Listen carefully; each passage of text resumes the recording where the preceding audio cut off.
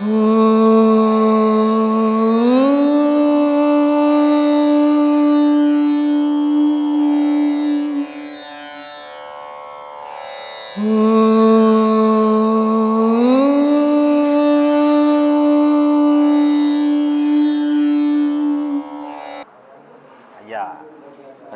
சிவாலயங்களில் வந்து அதிகமாக ஒழிக்கப்படுற ஒரு ஓசை அரகர மகாதேவா. சரி, இந்த அரகரா அப்படிங்கிறதுக்கும் இது முருகன் கோவிலில் வந்து அரோகரா அப்படின்றாங்க.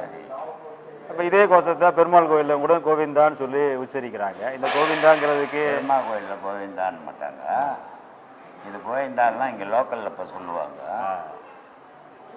இமயத்துக்கு போனீங்கன்னா வேறு மாதிரி சொல்லுவாங்க.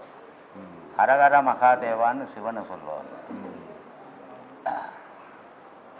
முருகனுக்கு அரோகரா அப்படின்வாங்க. ஆமாம். பெருமாளுக்கு போனால் ஓம் நமோ நாராயணான்னுவாங்க. ஆமாம். பெருமாளே என்ன மாட்டாங்க. அந்த பெருமாள் கோவிந்தாலாம் அது இங்கே லோக்கலில் பண்ணுற வேலை, உச்சத்தில் தான் பண்ணுவாங்க. இது ஏன் இது பண்ணுவாங்க அப்படின்னா, நீ ஒரு முறை ஹரஹர மகாதேவான்னு சொல்லு. அரகர மகாதேவா. சரி, சொல்லிட்டியா? இது எங்கேருந்து வருது? வாயிலேருந்து வருதா உள்ளேருந்து எங்கேருந்து வருதுன்னு? கீழேருந்து வருது. கீழேருந்து வருது. அரோகரான்னு சொல்லு. ரோகரா. அதுவும் இங்கிருந்து உச்சரிக்கப்படும். ஓம் நமோ நாராயணான்னு சொல்லு.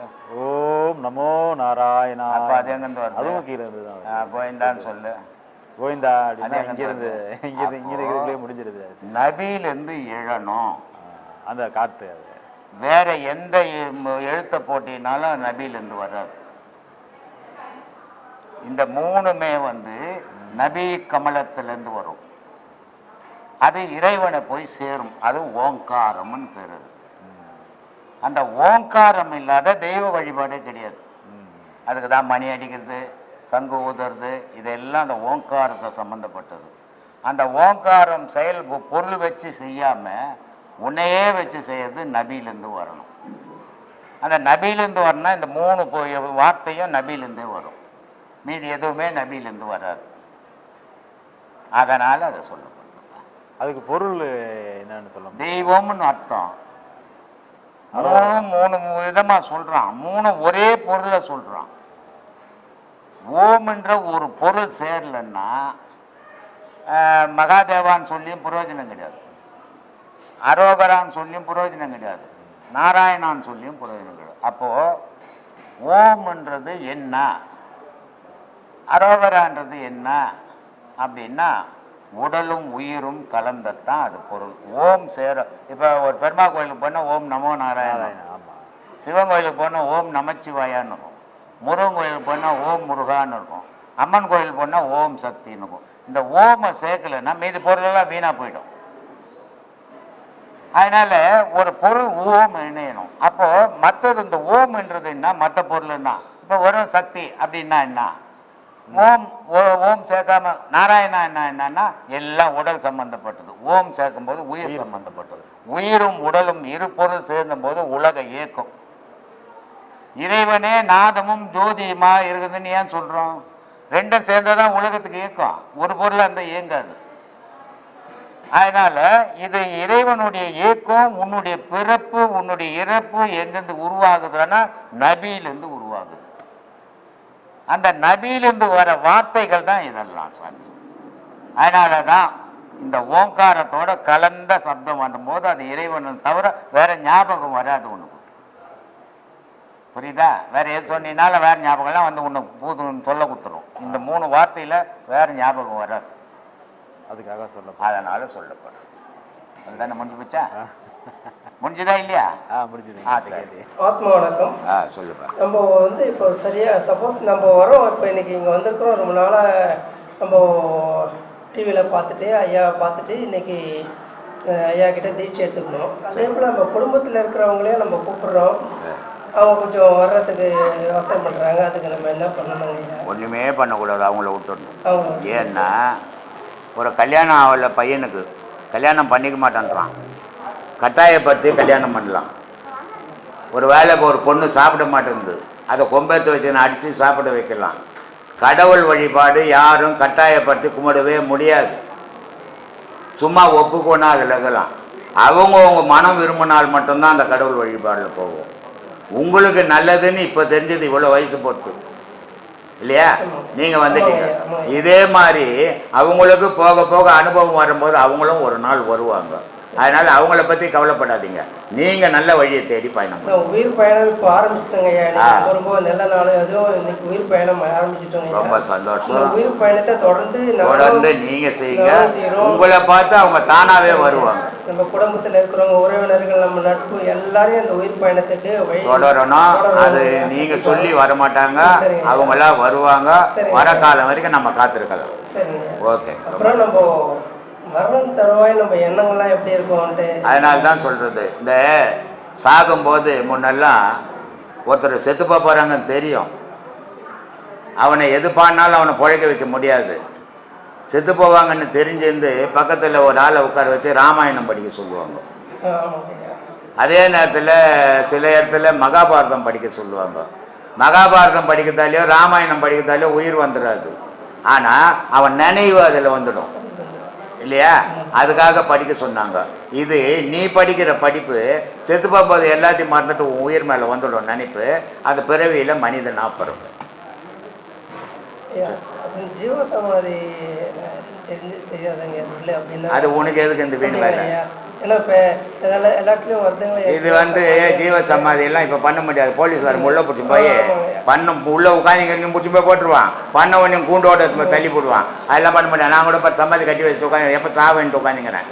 செத்து போனால் தான் போட முடியும். உயிராந்து போட்டால் எல்லாரையும் உள்ள போய் தள்ளி போடுவான். அதனால இன்னும் 1ஆம் கிளாஸே படிக்கல நீ டீச்சர் ஆகணும்னு ஆசைப்படாத. இதுதான் அல்ப ஆசைன்றது. இது மாதிரி ஆசைப்படாத. முதல்ல அதில் பயணம். நாளைக்கே போட்டிங்கன்னா எங்கள் ஜீவ சமாதி ஆகுது. துடுக்காட்டில் தான் இப்போ பதிப்பாங்க. எந்த மகான் சமாதியை பார்த்து உனக்கு ஒரு பயணம் இல்லை. நீ சமாதி ஆகிற நிலைக்கு வா. பக்கத்து வீட்டுக்காரன் பணக்காரனா தான் உனக்கு ஒன்றும் கிடையாது. ஆனால் நீ பணக்காரனா தான் உனக்கு வசதி. அது மாதிரி நீ மகான் ஆகிறதுக்கு முயற்சி பண்ண. இன்னொரு மகான் சமாதிக்கு போதால உனக்கு ஒரு புண்ணியமும் இல்லை. போ ஒன்று அப்படின்ற ஒரு பழைய பழமொழி நீண்ட காலமாக இன்னும் கூட ஒரு வழக்கில் இருக்கக்கூடிய ஒரு பழமொழி தான். ஆனால் இந்த கால அரசர்கள் ஆண்டவனுக்கு நிகராக ஏன் இல்லை? அரசனா இருந்தா தானே. இந்த காலத்தில் அரசர் எங்க இருக்கிறாங்க? இல்லை, ஒரு முதலமைச்சராக இருக்கட்டும், ஒரு பிரதமர் அரசர் ஆக முடியாது. ஏன்னா அரசன்றவன் இப்போ உன் வீட்டில் நீ தலைவர்னு வச்சுக்கோ.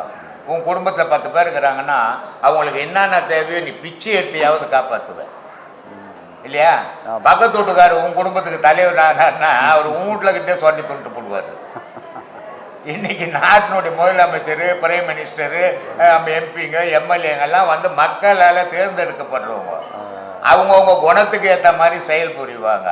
அரசன் வேற, இவங்க வேற. அரசன் பிறந்த போது அரசன், சாகும் போது அரசன் தான். ஆனால் இவங்க அப்படி கிடையாது. நேரத்துக்கு ஏற்ற மாதிரி பேர் மாறிடும். அதனால இவங்களையும் அவங்களையும் ஒப்பிடாத. அரசனும் ஆண்டவனும் ஏன் ஒன்றுன்னா அரசன் எந்த நன்மை செய்தனாலும் உடனே செய்வான். எந்த தீமையை செய்யணும்னாலும் அதை உடனே செய்வான். அதுக்கு தான் சொன்னான் அரசன் நன்றே கொள்வான், தெய்வம் நின்று கொள்ளும். இப்போ நீ சொன்னியே அரசன் ஆண்டவனும் ஒன்று தான்ட்டு. இதே தான் அங்கே அப்போ அதுலேயும் அப்படி தான். ஆனால் தெய்வம் உன்னை விடும். ஏன்னா படைச்சது அது இல்லையா? அரசன் உன்னை படைக்கல. அரசன் உன்னை வழி நடத்துகிறான். அரசன் உன்னை படைக்கல. ஆனால் ஆண்டவன் படைச்சான் உன்னை. அதனால நீ செய்கிற தவறுகளுக்கெல்லாம் விட்டு கொடுப்பான். காலப்போக்கில் தப்புன்னு தட்டிடுவான். ஆனால் அரசன் என்ன பண்ணுவான்? அன்னைக்கே உன் கதையை முடிச்சிடுவான். அப்படி முடிச்சு தானே கண்ணகியினுடைய புருஷன் கோவல இல்லையா? தவறே யார் செய்தான்னு தெரிஞ்சுக்காமையே ஆராயாமையே எடுத்து தண்டனையை கொடுத்து வெட்டி போட்டான். அதனால மதுரையே அழிஞ்சது இல்லையா? இது அரசனுடைய செயல். ஆண்டவன் அப்படி கிடையாது. பொறுத்து பார்ப்பான். நீ நல்லவன் ஆவறியா, மாறுறியா, உனக்கு வாய்ப்புகள் கொடுக்குற அப்படின்னு கொடுப்பான். அப்படியும் மாறலன்னா தட்டிடுவான். அதுக்குள்ள நீ மாறிட்டீன்னா உன்னை வரவேற்பு கொடுப்பான். இதுக்கு அருணகிரியே ஒரு சாட்சி இல்லையா? எவ்வளவோ தவறுகளை செய்து வந்தார் அருணகிரி. ஆனால் கடைசியில் போய் தான் உயிரியே இனி வாழக்கூடாதுன்னு சாகும்போது ஆண்டவனே காப்பாது, அடப்பா நீ சாக பிறந்தவன்டா, வாழ பிறந்தவன்டான்ட்டு 16,000 பாட்டு திருப்புகள் எழுதி வச்சுட்டு போனான். அதில் கிடைச்சது 6,000 பாட்டு தான். மீதி 10,000 பாட்டு எங்கேயோ போயிடுச்சு. அது மாதிரி ஆண்டவன் உனக்கு நிறைய வாய்ப்புகளை கொடுப்பான். அரசன் அப்படி வாய்ப்பு கொடுக்க மாட்டான், கதையை முடிச்சிடுவான். அதனால அரசன் தீர்ப்பும் ஆண்டவன் தீர்ப்பும் ஒன்றா இருக்கும், எதுவும் நடந்துடும் அப்படின்றதுக்காக அரசனும் ஆண்டியும் ஒன்று சொன்னாங்க சாமி. அப்படிதான் நான் நினைக்கிறேன். இதுக்கு மேலே இருந்தால் எனக்கு தெரிஞ்சு சொல்லிட்டேன், உங்களுக்கு தெரிஞ்சால் சொல்லுங்க, நான் தெரிஞ்சுக்கிறேன். அதே இதே தான், இதையொட்டி இன்னொரு கேள்வி அதே தான். ஒரு அதாவது அநீதி நடக்கும் போதெல்லாம் இறைவன் வந்து அவதாரம் எடுப்பார் அப்படின்ற ஒரு பகவத்கீதையில் ஒரு சொல்லப்பட்டிருக்கு.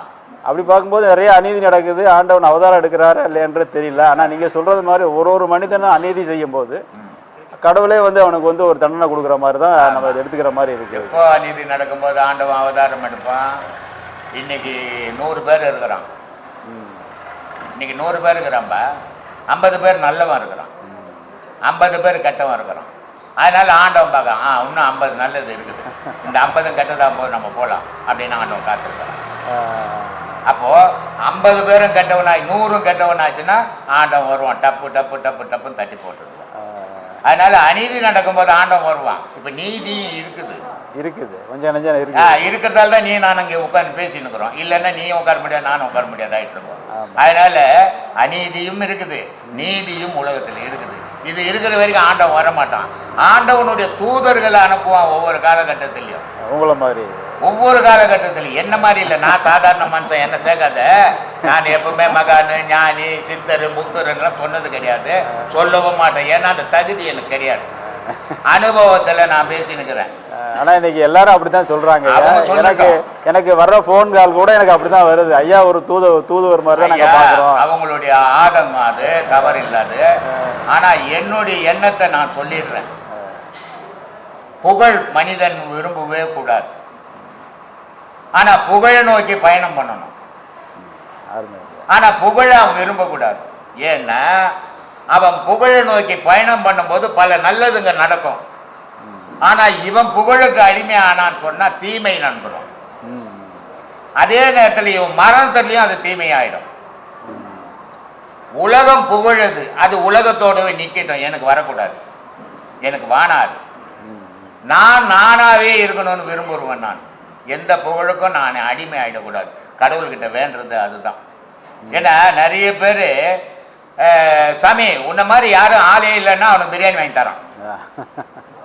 உன்ன மாதிரி யோகினே அயோகினே இல்லைன்னா இந்த இடத்த விட்டு ஏந்துருன்றான். அப்படிதான் மனிதனுடைய குணங்கள் ஆகி போச்சு. அவனை புகழணும், புகழ்ந்தா எந்த நன்மையும் செய்வான். நான் அந்த மாதிரி புகழணும் கிடையாது. அந்த வர என்ன புகழ் அந்த புகழ்ச்சியை நான் ஏற்றுக்கிறதும் கிடையாது. ஏன்னா நான் எப்பவுமே நானாவே இருக்கணும்னு விரும்புவேன். நான் மகானு சித்தரு உள்ளேருந்து வந்து குச்சிட்டு உள்ளே பேசுது இந்த மாதிரி புழுவத்துக்கு நான் தயாராக இல்லை சாமி. நான் சராசரி ஒரு மனிதன்.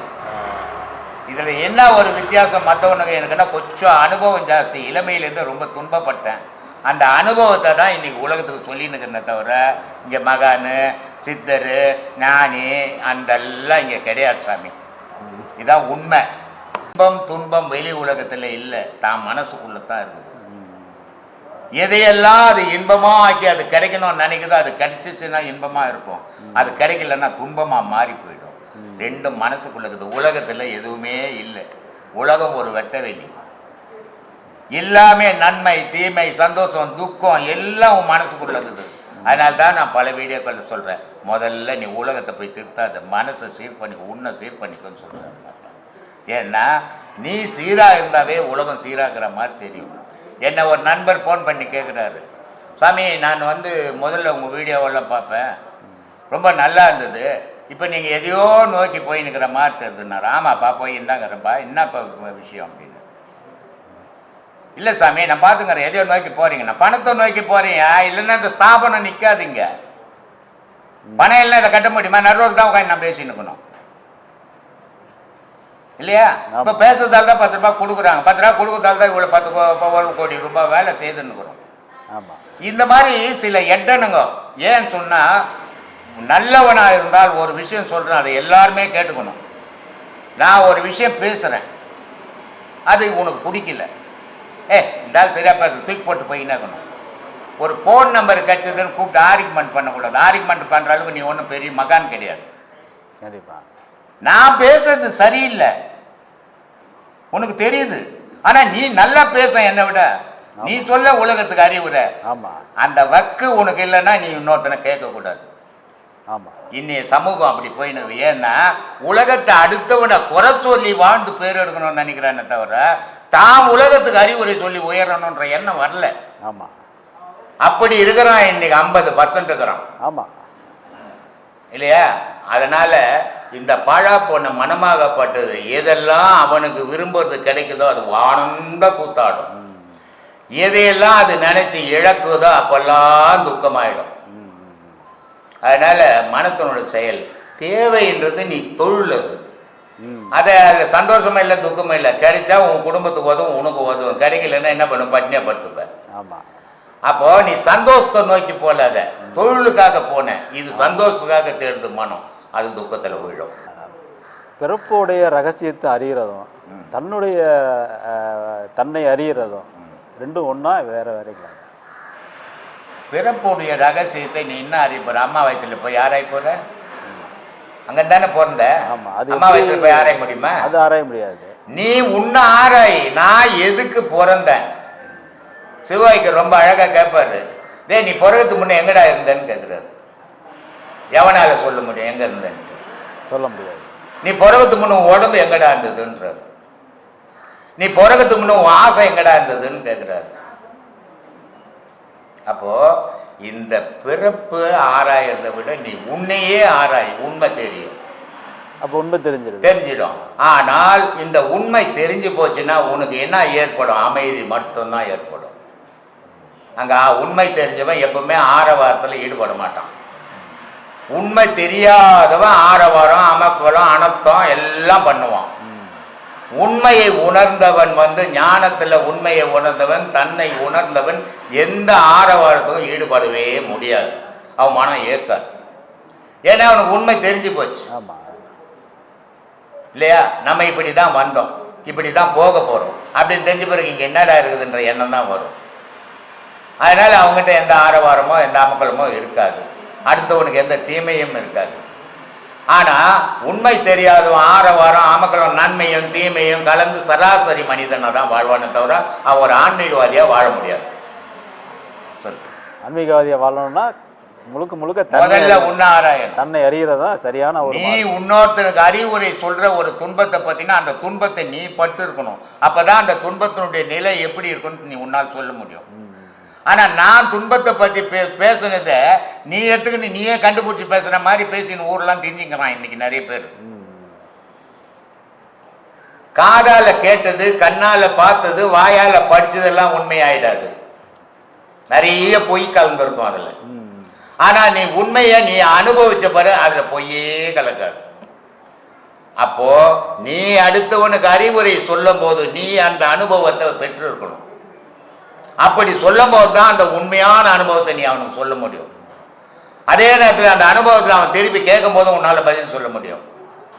ஆனா அந்த அனுபவம் இல்லாத யாரோ பேசுறத எடுத்துக்கணும் ஊரெல்லாம் சொல்லி நான் தான் பெரிய மகான் தெரிஞ்சின்னா அவன் திருப்பி கேட்காத போது தப்பிச்சிருவேன். திருப்பி கேட்டான்னா மாட்டிப்பேன்.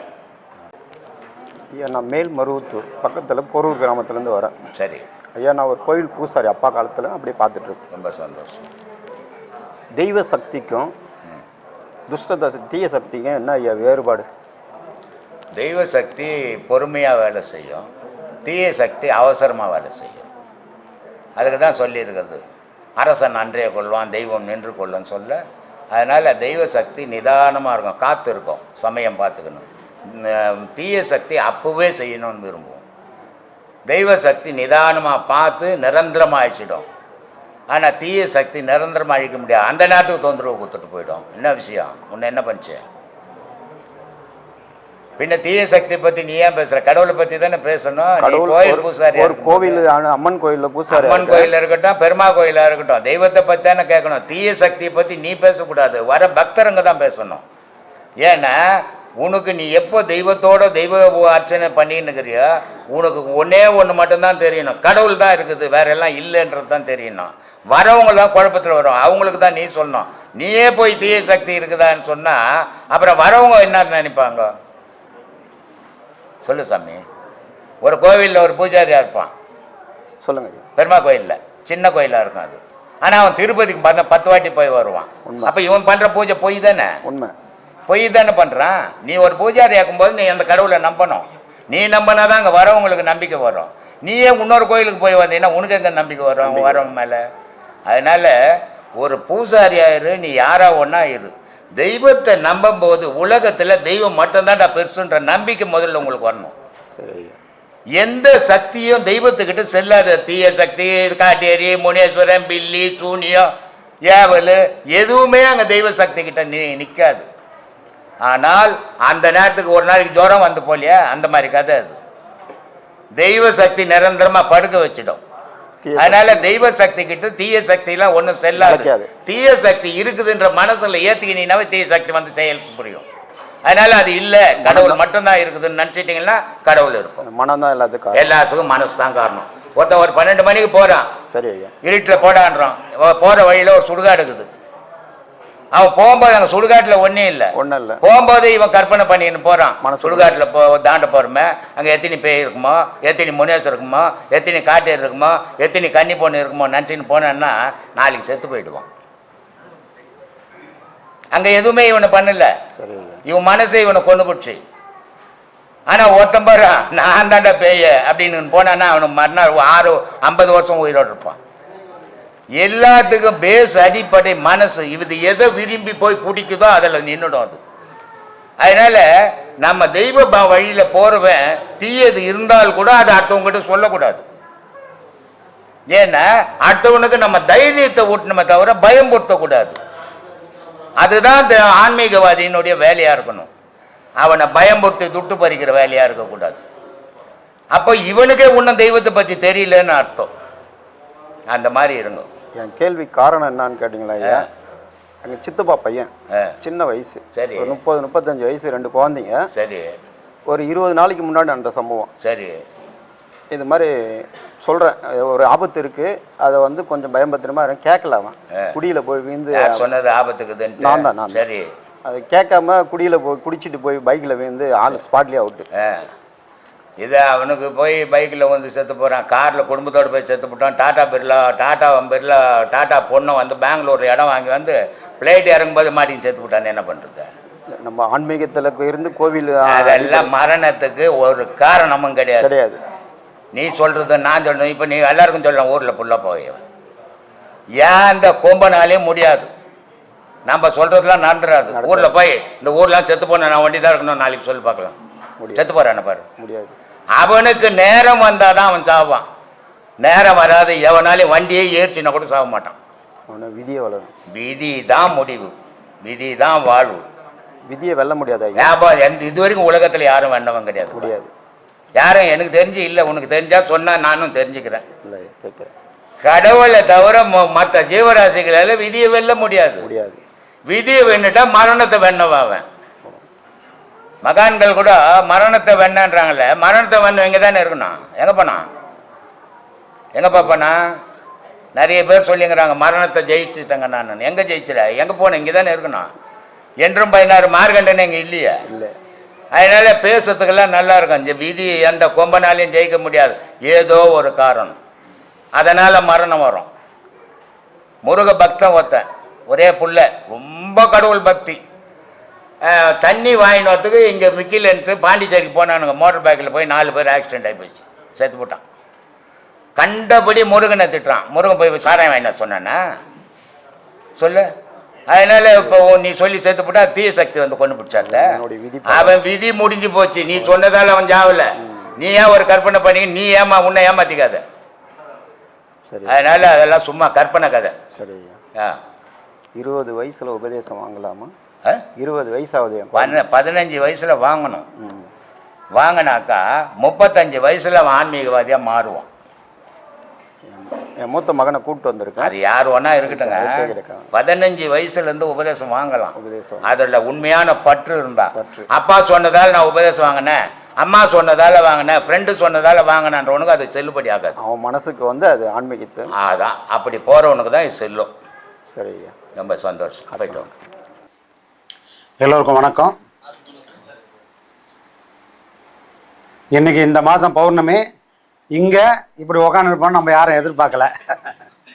இது காலத்தோட கட்டாயம். நம்ம யாரையும் குறை சொல்ல போகிறதில்ல. ஏன்னா சில விஷயங்களை சிலரால் பண்ண முடியும்னா காலம் அதை நோக்கி அவங்கள தள்ளும். அதை யாராலையும் மாற்றவே முடியாது.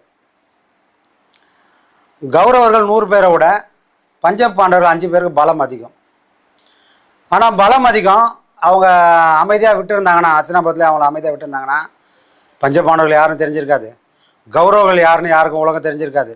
சரி எது தவறு எதுன்னு இந்த உலகம் பாடம் கற்றுருக்காது.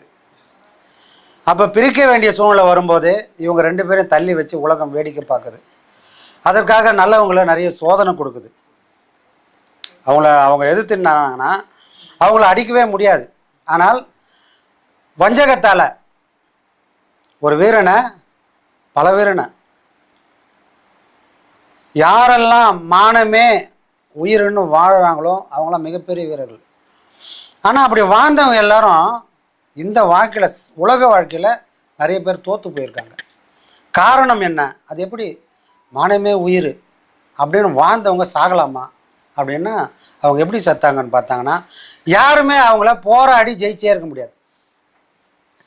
கூட இருந்து துரோகத்தால் மட்டுமே அவங்கள வீழ்த்திருக்கிறாங்க. இது வரலாறு முழுக்க இப்படி தான் நடந்துட்டு இருக்குது. யாராலையும் வாழவே முடியாது. ஏன்னா எதிரில் நின்னால் நம்மளால் என்ன வேணால் பண்ண முடியும், போராட முடியும், அதுக்கான சாத்தியங்கள் இருக்கு. ஆனால் உறவாடி கெடுப்பது அப்படின்னு ஒரு நிலைக்கு போகும்போது தான் எவ்வளோ பெரிய வீரர்களாக இருந்தாலும் ஒரு நாள் அவங்க தோற்று போக வேண்டிய காலகட்டம் தன்னால் வந்துடும். அப்படி ஒரு காலகட்டம் தான் பஞ்சபாண்டவர்களுக்கும் நடக்குது. அவங்கள உறவாடி கூப்பிட்டுன்னு பாப்பா விளையாடலான்னு ஒரு ஆட்டத்தை ஆரம்பித்து விளையாட்ட ஆரம்பித்த ஒரு ஆட்டம் வினையாக மாறி கடைசியில் மன்னனாக இருந்தவங்க வனவாசம் போக வேண்டிய சூழ்நிலை வந்தது காலம். இவங்க மன்னனாக இருந்திருந்தால் பஞ்சபாண்டவர்கள் இன்றைக்கி நாம் சொல்லியே இருக்க மாட்டோம். ஆனால் இவங்க ராஜாவாக இருந்தவங்க என்னைக்கு ஆண்டி கோலம் ஆனாங்களோ அன்றைக்கி தான் உலகம் அவங்கள பார்க்குது.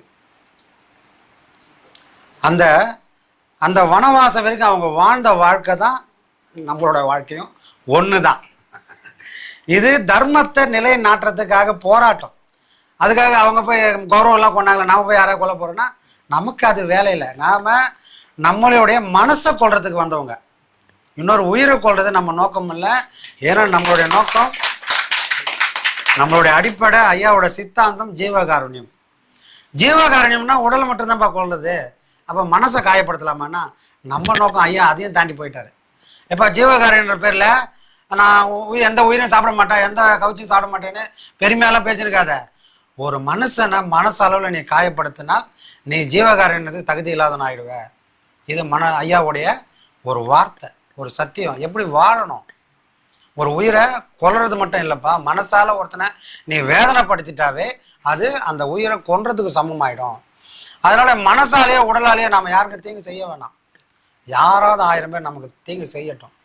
நாம் போராடி ஐயாவோட புகழை கலங்குற விளக்கு மாதிரி இந்த உலகத்துக்கு கொண்டு சேர்க்க வேண்டிய கடமை, பொறுப்பு அதை நம்மளால தான் முடியும்னு ஐயா நியமிச்சுக்கிறதுனால கண்டிப்பாக இன்றிலாம் ஒரு நாள் அது நடந்தே தீரும்.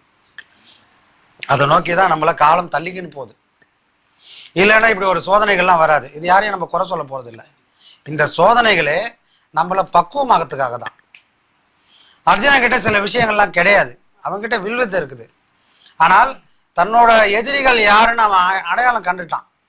தன்னோட எதிரிகள் யாருன்னு அடையாளம் கண்டவனை அவங்களெல்லாம் அழிக்கணும்னா நம்மக்கிட்ட இருக்கிற இந்த ஆயுதங்கள் போதாது.